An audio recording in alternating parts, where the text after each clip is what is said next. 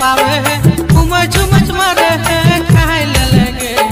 Quota ही ने पावे है उमच उमच मारे है खाए ले लेंगे ये तो खाए ले लेंगे ये तो चरसी जाया लुक बता खाए ले लेंगे ये तो चरसी जाया लुक बता खाए ले लेंगे।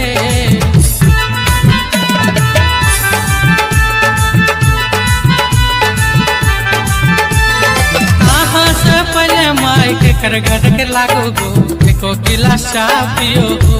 ए माई गो कराहीटा पोछ के चाटो हो। कहाँ से पहले माई के कर घर के लागो गो एको गिलास चाय पियो हो ए माई गो कराहीटा पोछ के चाटो हो। काचा काचा मुला गला मसर मसर मारो हो खाए ले लोगो काचा काचा मुला गला बिना नूने मारो हो खाए ले लोगो ए माई खाए ले लोगो ए माई चरसी जाया लुक बतर खाए ले लोगो ए माई चरसी जाया लुक बतर खाए ले लोगो।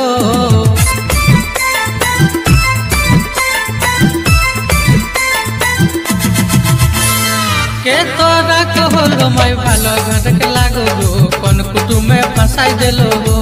ए माई गो गाँव बड़ी चुगली करो हो। के तोरा कहलो माई भालो घर के लागो गो कौन कुटुम में फंसाई देलो हो ए माई गो गाँव बड़ी चुगली करो हो। अरे तनी तनी बातें खाली बाबू घर पर हो खाए ले लोगो तनी तनी बातें खाली बाबू घर पर हो खाए ले लोगो ए माई खाए ले लोगो ए माई चरसी जाया लुक बतर खाए ले लोगो ए माई चरसी जाया लुक बतर खाए ले लोगो ए माई चरसी जाया लुक बतर खाए ले लोगो ए माई चरसी जाया